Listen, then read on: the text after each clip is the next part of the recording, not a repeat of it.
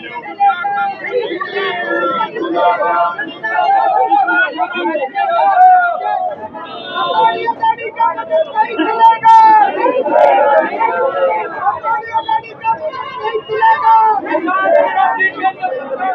तो पुतला दहन किया गया है, क्या मुद्दा है जिसको लेकर आपने पुतला दहन किया? कल जो बजट पेश हुआ है संसद के अंदर वित्त मंत्री जी ने किया है, वो बजट मुकम्मल तौर पर कारपोरेट से तो यारी निभाने का और जनता के साथ गद्दारी करने का है।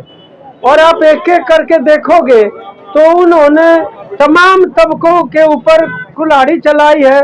ज्यादातर टैक्सों का हिस्सा वही देते हैं, जो ज्यादा अमीर लोग हैं वो तो उन पे तो टैक्स लगा नहीं रहे।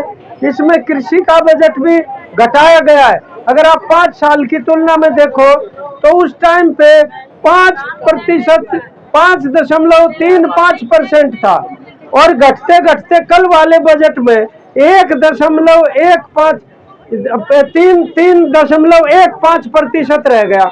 यानी 5 से घटते घटते इस 5 साल में ये तो उसकी स्थिति है। नरेगा का बजट लगातार घटा रहे हैं।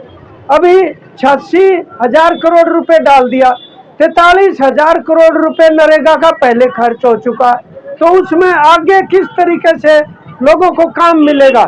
ऐसे ही खादों की सब्सिडी घटाई है, खाद्य सुरक्षा की घटाई है और किसी भी प्रकार की कोई राहत नहीं दी, बल्कि किसान मजदूरों के जड़े के ऊपर नमक छिड़कने का काम इसके अंदर कर रही है कि इस बजट से रोजगार बढ़ेंगे, महंगाई घटेगी। रोजगार बढ़ाने का ना तो किसी तरह से इसमें कोई संबोधन है, ना तरीका बताया।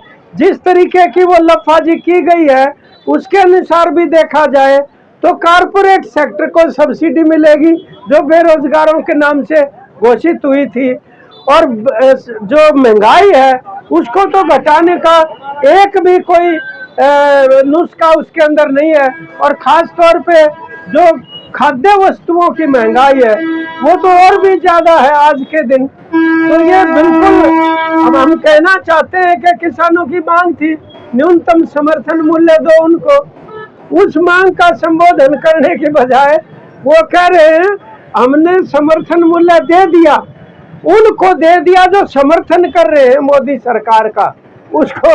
लेकिन किसान जिसको समर्थन मूल्य की जरूरत है उसका नाम ही नहीं लिया किसी भी तरीके से, ना ही किसान मजदूरों को कर्ज मुक्त करने का नाम लिया गया है।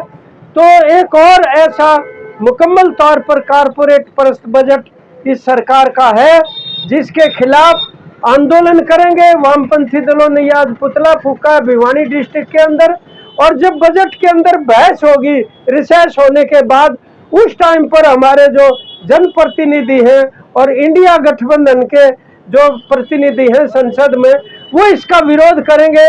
और हम मांग करते हैं कि इन किसान विरोधी, मजदूर विरोधी, कमेरा विरोधी और जो आम जनता के खिलाफ जो ये किया है इस प्रस्तावों को वापस लिया जाए और संशोधित बजट जो है वो पेश किया जाए जिसकी आज जरूरत है। विधानसभा के चुनाव है 2 महीने बाद, लोकसभा का चुनाव इंडिया गठबंधन ने मिलकर लड़ा था, तो क्या संभावना ऐसी है कि हरियाणा में इंडिया गठबंधन ही चुनाव लड़े और आपकी पार्टी की क्या?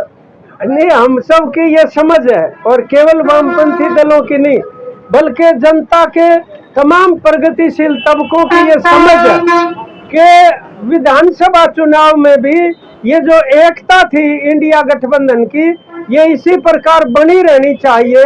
और हम ये मानते कि चुनाव लड़ते हुए हमारा भी ये मूल प्रथम कर्तव्य रहेगा, हमारी जो लक्ष्य ये रहेगा कि भाजपा को हराया जाए और चुनाव लड़ते हुए जो भाजपा विरोधी वोट है उसके अंदर बंटवारा नहीं होना चाहिए।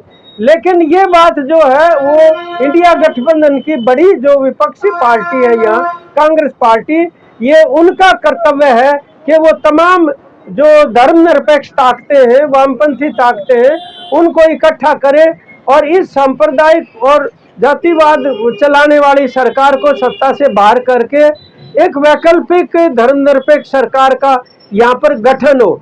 तो इसलिए उनको तालमेल करना, क्योंकि वामपंथी दलों ने बहुत बड़ी भूमिका अदा की है यहाँ पर भी लोकसभा चुनाव में हरियाणा में, तो ये कोई ऐसा नहीं है कि हम किसी चीज कोई भीख मांग रहे हैं। हम ये कह रहे हैं कि अगर वो समय की नजाकत को नहीं समझते हैं तो फिर वामपंथी पार्टियां अपने ढंग से अपनी चुनाव की कार्यनीति नए सिरे से वो देखेंगे। आज भिवानी के अंदर तो ये इतना बड़ा जो सम्मेलन था, कार्यकर्ताओं का राजनीतिक कन्वेंशन की थी, इन्होंने भिवानी की विधानसभा सीट लड़ने का निर्णय लिया है और भिवानी डिस्ट्रिक्ट के अंदर और कोई भी ये सीट लड़ेंगे या क्या क्या करेंगे या प्रदेश के अलग जिलों में और कौन कौन सी सीटों पर उम्मीदवार उतारे जाएंगे, वो दोनों पार्टियां समय के ऊपर अपनी एक रणनीति तय करेंगे नए सिरे से।